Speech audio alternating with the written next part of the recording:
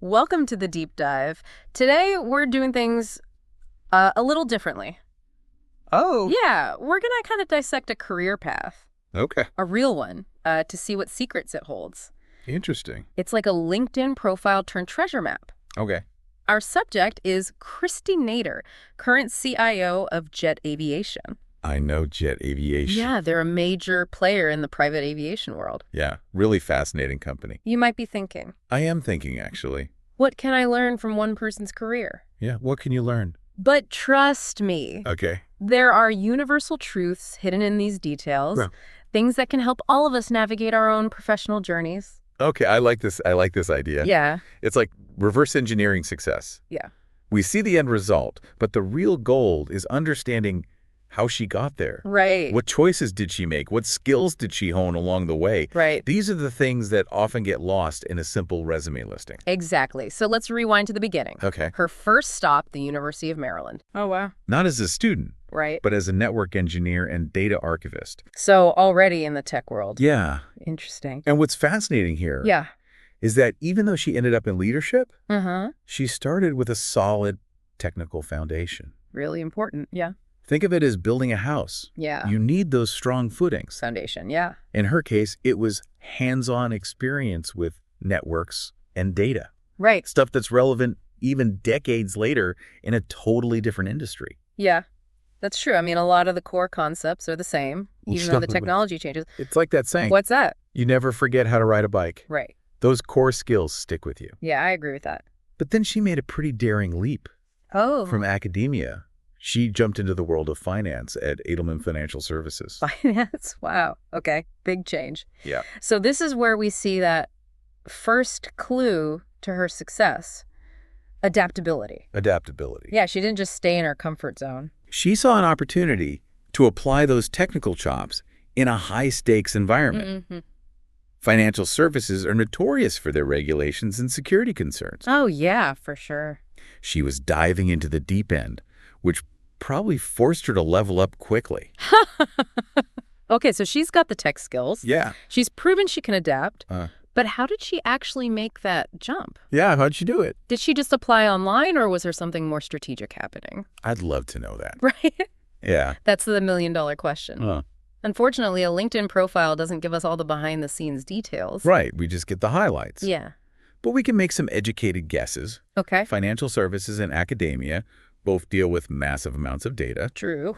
so there's a natural overlap. Okay. Maybe she highlighted those connections in her application, Uh-huh. or perhaps she networked strategically, connecting with people in the finance world to understand their needs. So, lesson one. Okay, what's lesson one? Even when switching industries, look for the common threads, Yeah. the transferable skills that can bridge the gap. That's good advice. Don't be afraid to connect the dots for potential employers. I like it. Yeah. And that adaptability, it paid off. Oh, yeah. In just over 6 years, she rose from network manager to director and then VP of information technology. Wow. That's not just climbing the ladder. Yeah. That's building a whole new skyscraper. Oh, okay. Hold on. I need to catch my breath. It's a lot. That's a seriously impressive climb. It really is. But then she changes direction again. Oh, really? This time, it's Centurion Health and MHM Services providing healthcare in correctional facilities. Okay. Talk about a niche market. Yeah, super niche. No, this move tells us a few things. Okay. No, listen. First, she's not afraid of challenges. Oh, Healthcare in correctional facilities is complex. You've got security concerns, baffling. privacy issues, limited resources. For sure. It's a pressure cooker environment. Second, she's likely honed her project and vendor management skills. Okay. Healthcare relies heavily on specialized software and equipment, Right. so she was probably leading implementations, Mm-hmm. negotiating contracts, Yeah. and keeping things running smoothly. Even all the plates spinning. Yeah. Wow. It's almost like she's deliberately seeking out these tough situations to test her limits and grow her skill set. Yeah, I was going to say, there's a pattern here. Yeah, Not everyone would be drawn to those kinds of challenges. that's true. You're right. There's a certain personality type that thrives in those environments. Yeah. The kind of person who can stay calm under pressure and find creative solutions when resources are limited. And then just to keep things interesting, she takes on the CIO role at Perspecta, Perspective. government contractor. Oh, wow. Another big change. This seems like a natural progression. She's been steadily taking on larger roles with greater responsibility. Right. But there's something else going on here, right? What is it? Okay, so Perspecta at the time was the product of a three-way merger. Oh, wow. And then within 18 months of her arrival, they acquired two more companies. Oh, my gosh. So she wasn't just leading IT. Right. She was orchestrating the integration of entirely different systems, Yeah. processes, and company cultures. That is intense. Talk about trial by fire. Yeah. It's like she's become the master of mergers and acquisitions. Wow. That experience alone is probably worth its weight in gold. Yeah. That's very valuable experience. It takes a very specific skill set to bring all those pieces together seamlessly. And that's the second big takeaway we see in her career. Okay, what's that? The ability to lead through complex transitions. Okay. Mergers and acquisitions are notoriously tricky, Oh, yeah, especially on the tech side. for sure. You've got different software systems that need to talk to each other, Right. potentially conflicting security protocols, and employees who are used to doing things their own way. And who don't want to change. Exactly. Yeah. She not only navigated those challenges, but thrived in that environment. Wow, okay. So we've seen her build that technical foundation, Yeah. adapt to new industries, Uh-huh. and master complex transitions. Right. At this point, she's basically a superhero of the IT world. She's got all the skills. But there's one piece of the puzzle we haven't explored yet. Okay. How does she connect all this technical wizardry to actual business goals? That's the key question, right? Yeah. It's something a lot of people struggle with. Yeah, because you can be a great tech person. Yeah. But if you can't talk to the business people, Right. it's not going to go anywhere. Exactly. Yeah. You hit the nail on the head. It's not enough to just be good at tech. You need to be able to translate that into something that makes the business better, Right. more efficient, more profitable. Yeah. And that's what we'll uncover as we dive into the next chapter of her career at Jet Aviation. Okay, so stay tuned. Yeah, this is getting good. Hold on tight, folks, because things are about to get really interesting. I'm ready. When we come back, we'll see how Christie Nader applies all these hard-won skills to the high-flying world of private aviation. Welcome back to the Deep Dive. We're in the middle of unraveling the career secrets of Christie Nader, who's currently leading the IT charge at Jet Aviation. She's amazing. In part one, we saw her journey from techie beginnings to mastering mergers and acquisitions. Okay, a lot of big changes. But now the big question, how does someone with that background make an impact in the world of private jets? It seems like a pretty specific industry. It is, but that's where her ability to bridge the gap between technology and business really shines. Remember, she's not just implementing systems. Right. She's thinking about how technology can solve problems and create opportunities for jet aviation. Okay, give me an example. What kind of problems are we talking about in the private aviation industry? Okay, so think about it. Okay. Jet aviation operates globally across different regions, Right? different regulations, Mm. currencies, Yeah. customer expectations. Lots of moving parts. They need systems that can handle all of that complexity, keep track of everything from maintenance schedules to flight plans, Wow. and ensure top-notch security for their high-profile clientele. Yeah, that's a lot of responsibility. It is. So she's not just dealing with computers, she's dealing with the whole ecosystem of private aviation. You got it. It's like she's become a conductor, making sure all the instruments are playing in harmony. That's a great analogy. Yeah. And one of her first big moves at Jet Aviation was restructuring and globalizing the IT organization. So not just about the technology, but the people, too. Yeah, exactly. This wasn't just about moving people around. It was Wow. about creating standardized processes and systems that could work seamlessly across the Americas, Europe, the Middle East, Africa, and Asia Pacific. That's a huge undertaking. Massive. I can imagine it's like taking a puzzle that's been scattered across the globe and putting it back together. Yeah, a really complex puzzle. Did she have any specific strategies for tackling something that complex? One thing that stands out is her focus on building relationships and collaborating across teams. Oh, so important. You can't just dictate from the top down in a situation like that. Right. You've got to bring people with you. Exactly. She What? needed to understand the unique challenges of each region, build trust with local teams, and find solutions that work for everyone. So smart because you're dealing with different languages, time zones, even cultural norms. Totally. It's not a one-size-fits-all situation. No, not at all. But let's talk about the tech side of things. Okay. What kind of systems are we talking about here? This is where I get a little lost. large organization is Enterprise Resource Planning, or ERP. Okay, I've heard of ERP. Think of it as the central nervous system of the company. Okay, the brain. It manages everything from financials and inventory to human resources and customer data. Oh, wow. So it's basically the glue that holds everything together. Exactly. And I'm guessing it wasn't a simple plug-and-play situation at Jet Aviation. I was going to say it sounds complicated. Yeah, not at all. When Christie Nader joined, they were running on a mix of older SAP and IFS systems. Oh, so different systems. Yeah, and she spearheaded a major transformation, moving them to a modern cloud-based SAP S/4HANA platform. Okay, I'm going to need you to break that down for me. Okay. What exactly does an ERP transformation involve, and why was it so important for Jet Aviation? Imagine you're trying to run a global airline on a bunch of outdated, clunky software that doesn't talk to each other. Ooh, that sounds like a nightmare. It's slow, inefficient, and prone to errors. Yeah. An ERP transformation is like swapping out that old engine for a brand new high-performance one. I like that analogy. It's about streamlining processes, improving data accuracy, and giving everyone access to real-time information. That's a game changer. It is, and for Jet Aviation, this was crucial. Why is that? They needed a system that could handle their complex global operations, Right. provide better visibility into their business, and support their growth ambitions. Makes sense. Plus, the private aviation industry is fiercely competitive. Hmm. They needed to be at the cutting edge to stay ahead. This is where that idea of connecting tech to business really clicks for me. She wasn't just upgrading software for the sake of it. She was doing it to give Jet Aviation a strategic advantage. Exactly. She's thinking long term. But I'm curious, these kinds of transformations are notoriously difficult. How did she pull it off? This is where her experience with those mergers and acquisitions at Prospecta comes in handy. Oh, yeah, I see the connection. She knew how to manage complex projects, navigate organizational change, and get buy-in from stakeholders at all levels. So she's basically a master of herding cats, getting everyone on board, and moving in the same direction.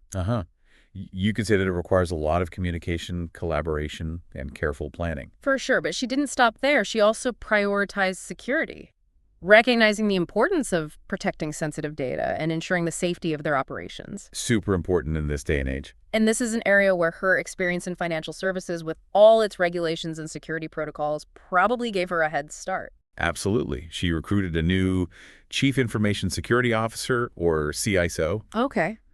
and implemented a robust cyber strategy based on NIST standards. Okay, you've mentioned NIST standards before, I have. but I still don't fully understand what they are. So NIST stands for the National Institute of Standards and Technology. Okay. They develop guidelines and best practices for cybersecurity. Things like how to manage risk-protect data and respond to incidents. Okay, so kind of like a rule book for cybersecurity. Think of them as the gold standard for keeping your systems and information safe. So by implementing these standards, she's basically putting up the strongest possible defenses to protect Jet Aviation from cyber threats. Exactly. She's not taking any chances. And in a world where data breaches and cyber attacks are becoming increasingly common, that's not just a technical necessity, it's a business imperative. It really is. It can make or break a company. It sounds like she's not only managing the day-to-day operations of IT, but also setting a strategic vision for the future of jet aviation. Yeah, she's thinking big picture. And speaking of aligning with business goals, I'm curious about how she approached the whole issue of driving business growth through technology. That's where her focus on innovation comes, and one of her key initiatives was developing the IT business partner concept. What's that? So it's where dedicated IT professionals work closely with different business units Okay. to understand their needs and develop technology solutions that can drive revenue and enhance customer experience. So instead of IT being this separate department that people go to when they have a problem, she's embedding them directly into the business units. Exactly. It's about breaking down silos, fostering collaboration, and making sure that technology is seen as a strategic partner in achieving business objectives. It's like she's created this whole network of IT ambassadors who are out there on the front lines, understanding the business challenges and coming up with innovative solutions. Exactly. They're bridging the gap between the tech world and the business world. And she also championed automation efforts to eliminate manual work, streamline processes, and free up resources for more strategic initiatives. Yeah, she's all about efficiency. So she's not just about the big flashy projects. She's also thinking about how to optimize the everyday operations of the company. It's that attention to detail that really sets her apart. She's thinking about all the angles. It all comes back to that ability to connect the dots between technology, business goals, and the people who are actually doing the work. Yeah, it's all connected. We've covered a lot of ground in this part. We have. From ERP transformations and NIST standards to IT business partners and automation. It's a lot to take in. It's clear that Christie Nader is not just a tech expert. She's a strategic leader who understands how to leverage technology to drive business success. Yeah, she's the real deal. And what's really impressive is that she's done all of this while fostering a culture of collaboration, continuous learning, and innovation. Yeah. It's not just about what she's achieved, it's about how she's achieved it. That's a great point. It's about the journey, not just the destination. That's a great way to put it. But how do we actually apply these lessons to our own careers?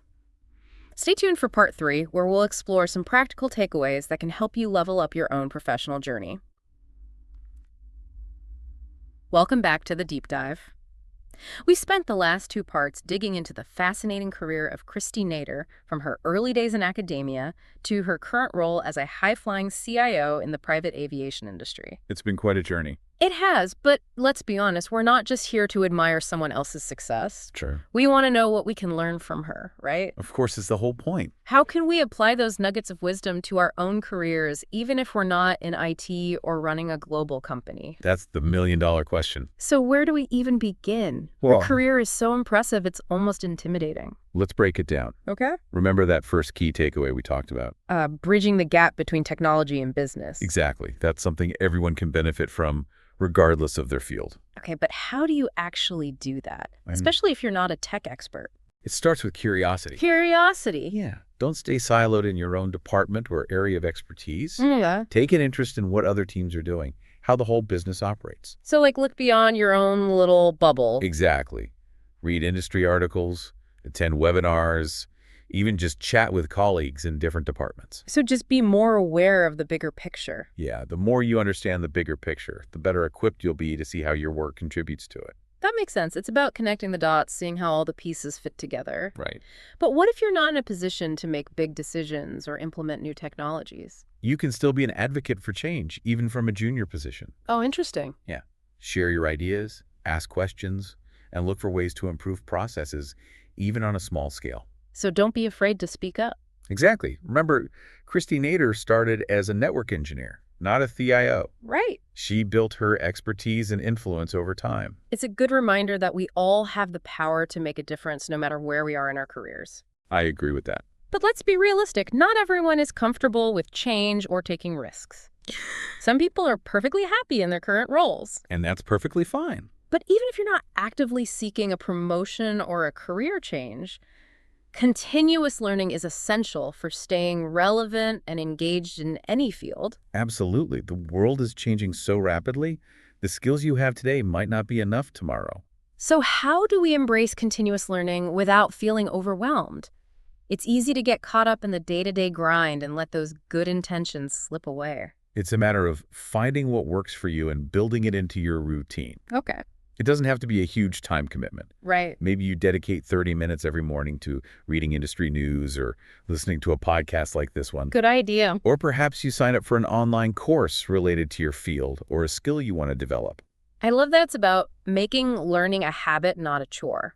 And speaking of habits, Christie Nader's commitment to mentorship really stood out to me. How important is mentorship in shaping a successful career path?